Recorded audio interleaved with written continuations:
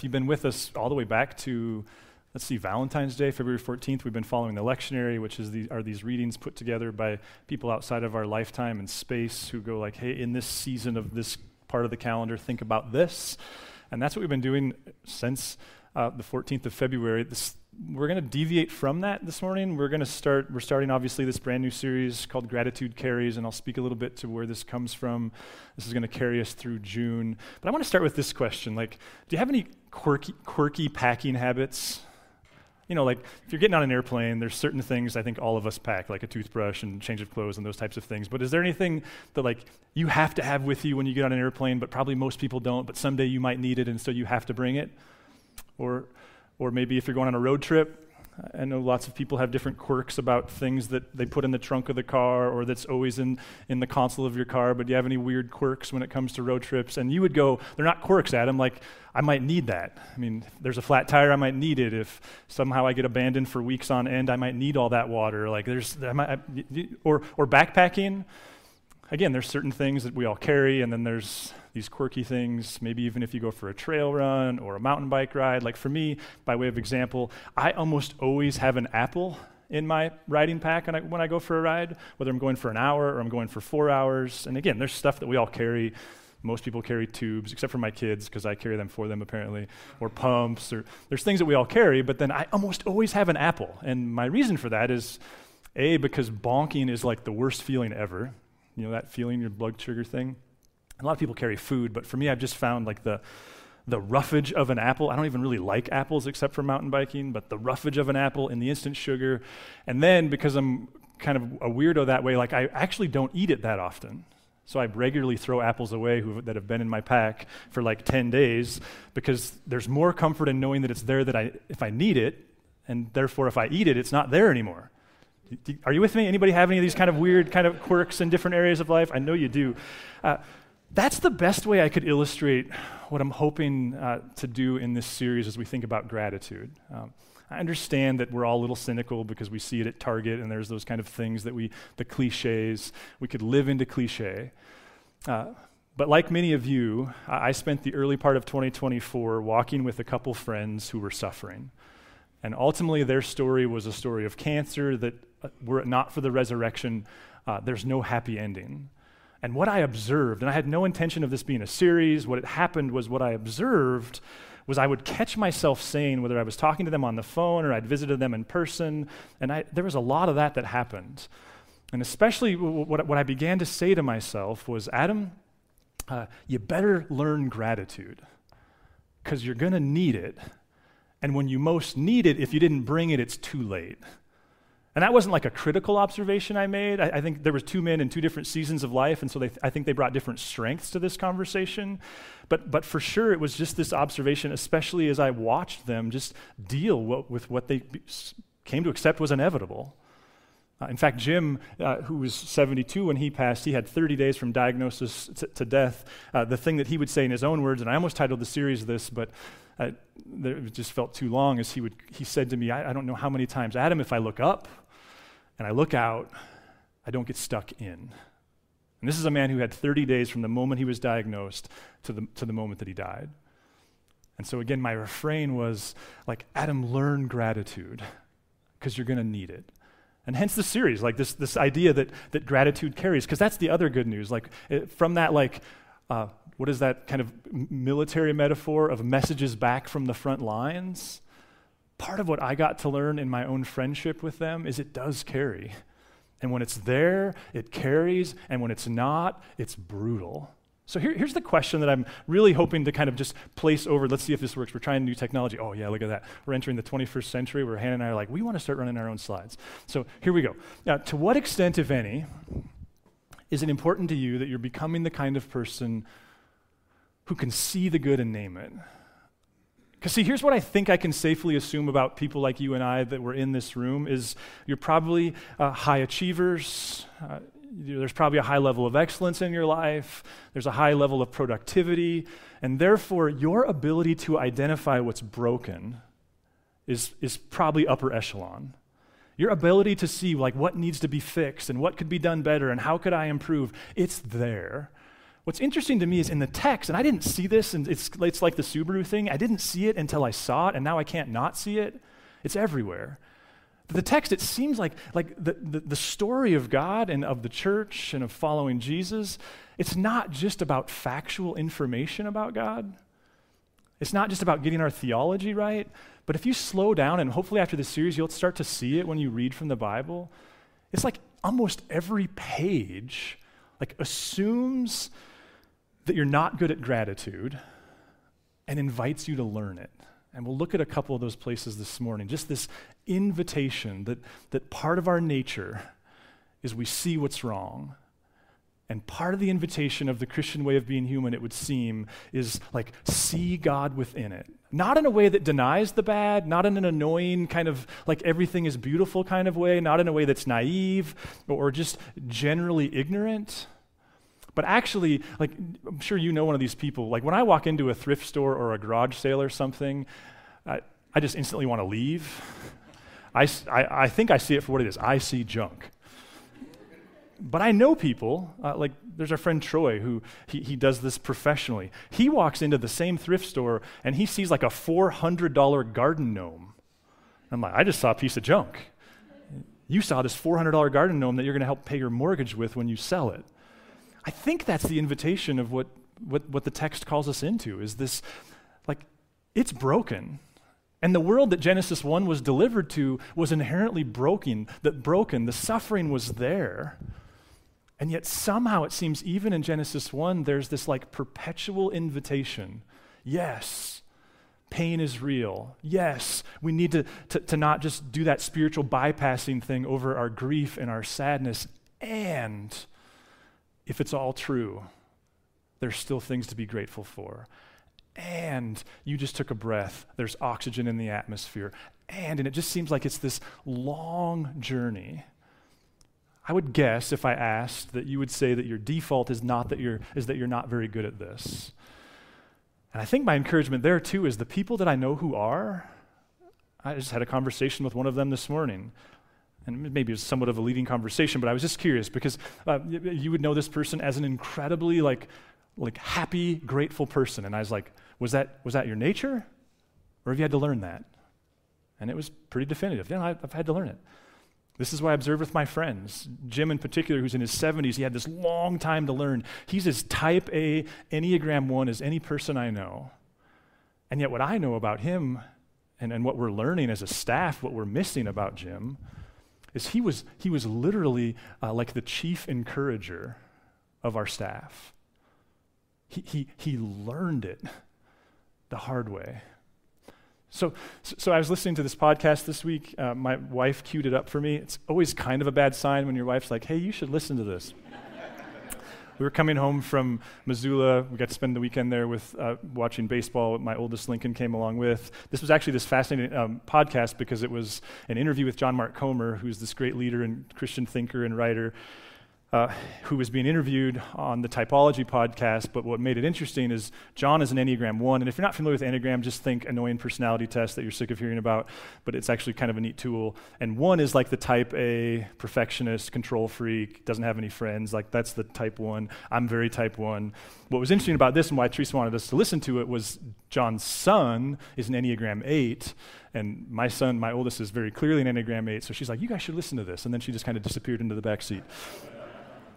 But what I found really encouraging was the negative, the voice of self-hatred in an Enneagram 1 is it's almost deafening. And John Mark Comer very much portrayed that. And this expert who's also a therapist who's interviewing him, the encouragement he kept offering John, I don't know if it's John or John Mark, or let's just go with John Mark Comer. The encouragement he kept offering was, keep doing the work. Keep doing the work. And there was no simple answer of and then go to this conference and then you'll come home and you'll be good. That if you listen to it, he kept referencing his 60s. I'm guessing John's about my age. Keep doing the work, and maybe by the time you're in your 60s, there will be you'll be at much more peace with your own temperament. I don't want to oversell this series or this conversation. I don't think in 5 weeks we can make very much progress. I am hopeful that if we start to read the Psalms differently and we start to see the liturgy differently, even if we start to understand Sunday differently, I think part of the ball that we're trying to push uphill around here right now is Sunday is about so much more than just a didactic sermon, though it's also about that. But the band and Leslie now is working so hard on how we comprise the music, and you can see that gratitude was all over the song selections this week. And the reason we're reading the Psalm is it's this invitation to embodied gratitude, to like sort through the garbage and find the $400 garden gnome. And so hence this question, and that's why I use that word becoming intentionally. Like, to what extent, if any, is it a value of yours that you're becoming that kind of person? And here's what I want to, here's why. So when I started studying this, I'm like, okay, where do we start? And there's lots of places to start, and we'll get to some of those. We're going to go 5 weeks here. I can't remember what led me to Genesis chapter 1, but there's something I want to point out. So let's go to 1 verse 4. And God saw that the light was good, and God separated the light from the darkness. Okay, simple enough. Now let's go to verse 10. God called the dry land earth, and the waters that were gathered together he called seas. And God saw that it was good. Okay, one more, maybe two more, and then we'll start making some observations. The earth brought forth vegetation, plants yielding seed of every kind, and trees of every kind bearing fruit with the seed in it. And God saw that it was good. Do you see a theme forming here? Verse 17, God set them in the dome of the sky to give light upon the earth, to rule over the day and over the night, and to separate the light from the darkness. And God saw that it was good. Let's go one more. God made the wild animals of the earth of every kind. Oh wait, I skipped one. So God created the great sea monsters and every living creature that moves, of every kind, that which the waters with which the waters swarm, and every winged bird of every kind. And God saw that it was good. So by now you probably see this theme. And I think that the question that occurs to me is, if it's objectively good, why is it important that God sees it?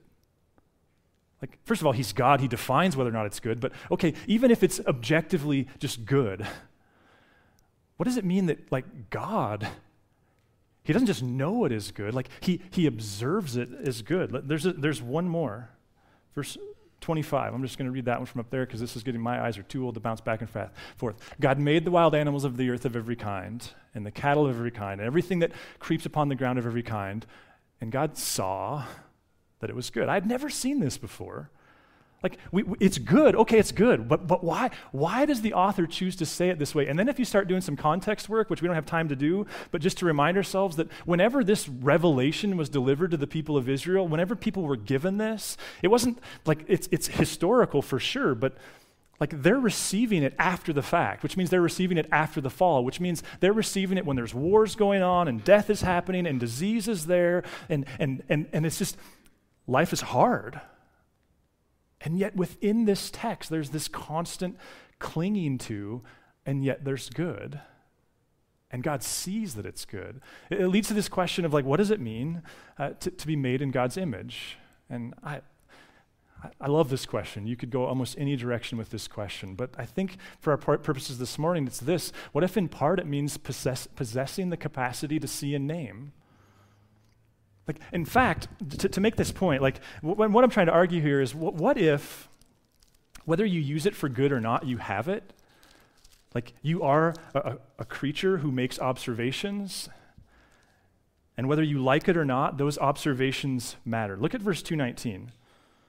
So out of the ground the Lord formed every animal of the field and every bird of the air, and brought them to the man to see what he would call them. And whatever the man called every living creature, that was its name. What's going on here?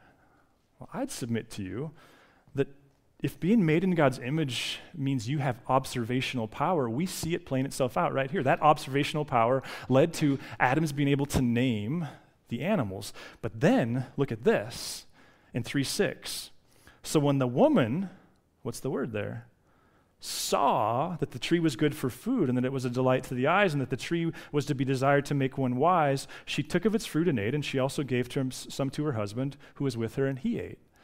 Now, if you're not super familiar with the Jesus story, what we just read is like right at the center of what went wrong. If you ask the Bible what went wrong with creation, it's going to take you to this point where people chose to not trust, not surrender. There's all kinds of language we could use here, but ultimately there was this departure from God's plan. And yet what allowed the departure to happen?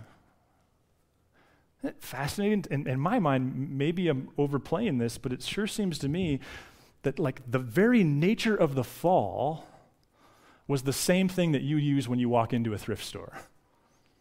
Like, it's the same thing that you use when you're trying to pick out what to wear or who to marry. Like that you are an observational creature at your very God-given core, and it would seem that Genesis 6 therefore draws attention to the fact that how you use that, it's a big deal. Not just for you, but for the world around you. Think of it like gravity. I mean, there's this question of what if this is one of those capacities that is?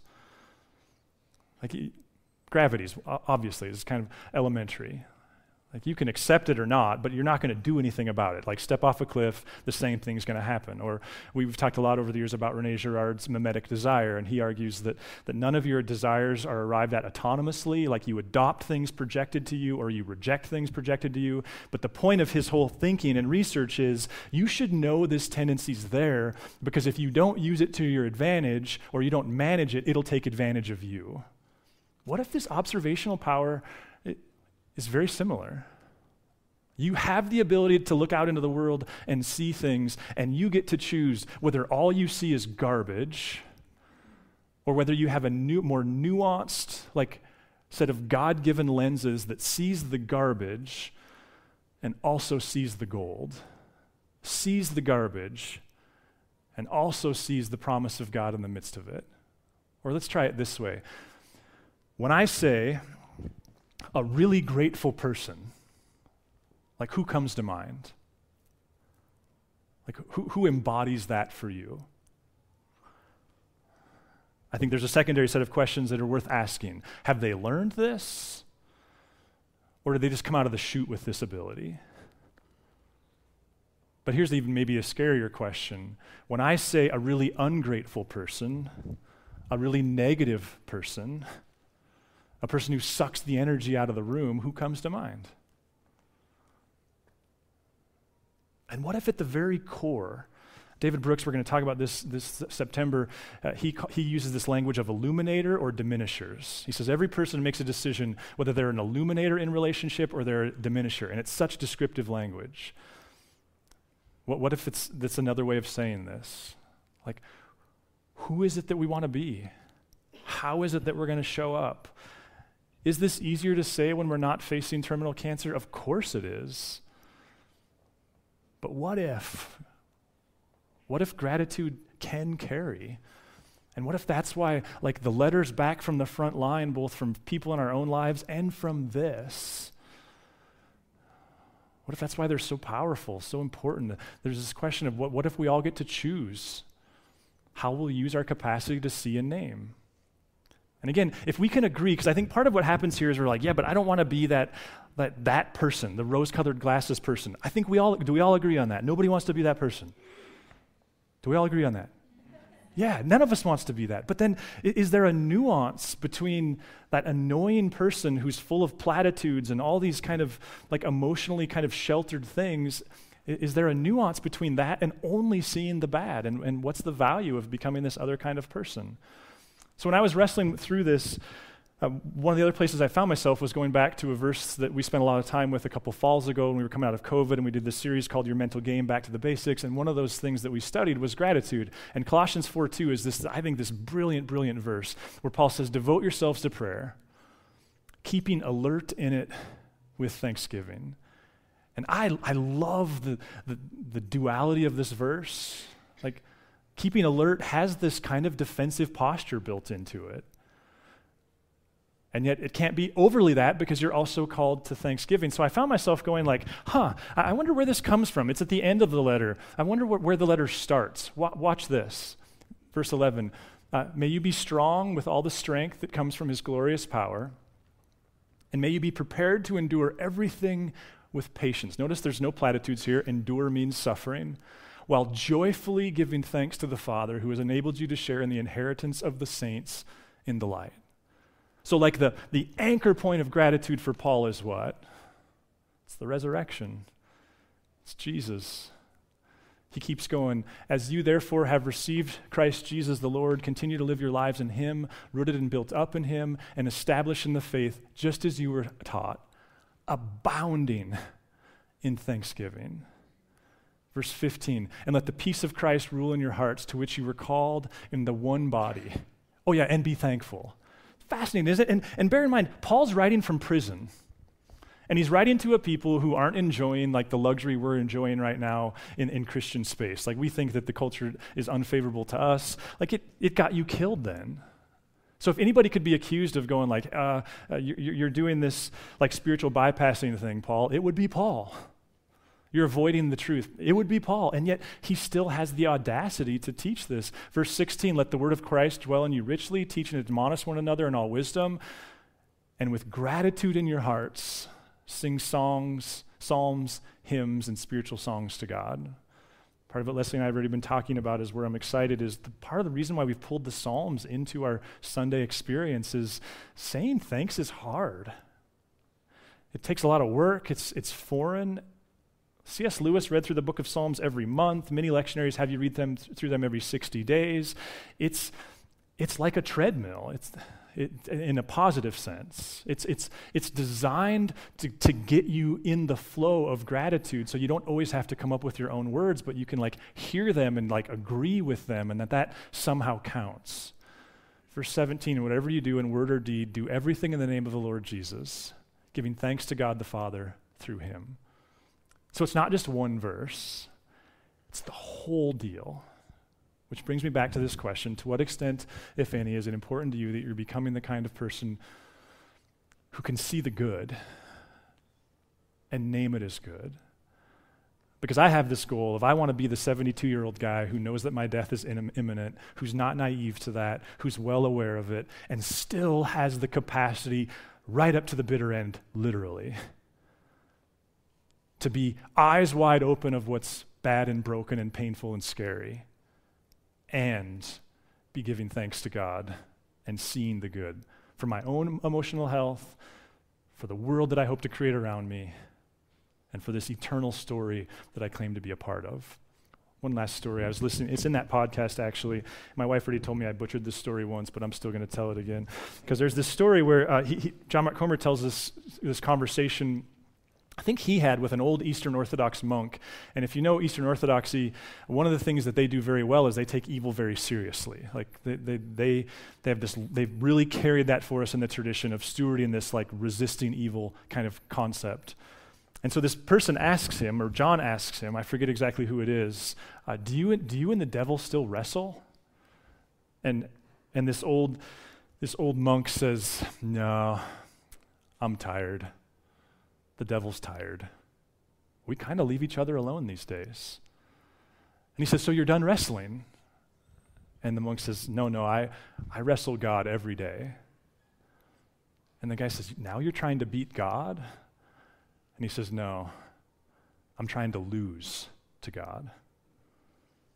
And I just wonder if the surrendered life is one where God invites us into a posture of gratitude, where we learn to surrender our need for control, to own the agency God wants us to have, but also to sit back and go like, wow, Lord, I'm ultimately going to find you in the good that's in this. And this is why we take communion every week. Part of this is this historical reminder of Jesus' body broken and his blood poured out. It's this acknowledgement of we have every reason to be grateful because he won. And part of it is because we recognize that the very idea that God became human is this incarnational idea, and that God is present in culture, and that he gives us these specific places where he's like, and I'm present here, like tangibly. And that's part of what historical communion is this presence of God, reminding us that we're not just bodies and we're not just souls, we're both, and that God doesn't just fuel our minds, but he fuels our souls. So the team's going to come back up here, lead you through a couple songs. If you've never taken communion with us before, there will be bread over here. There's a gluten-free option. There's wine and juice over here. we'll loop through and then just ask you to hold it. And to the question of like, am I welcome? I mean, if you're an active follower of Jesus and a part of his church, then yes, you're welcome. Please come take this with us, and we'll participate in section and also just this like, thank you, Jesus. So let me pray, and the band's going to come back up here. God, Lord, thanks that there's lots to be grateful for, even though sometimes it's really hard to see that. And Jesus, thanks that you invite us to be your image bearers, your icons in the world, and that you don't just ask us to do that through intellect, but that you're an incarnational God. And so we just say, come Holy Spirit, God, take our ordinary everyday lives and send us into the world, and take this ordinary everyday bread and wine, and in doing, send yourself into us. We love you, Jesus. Thanks for listening. If you'd like to learn more about Narrate Church, find us online at narratechurch.org or look us up on Facebook or Instagram.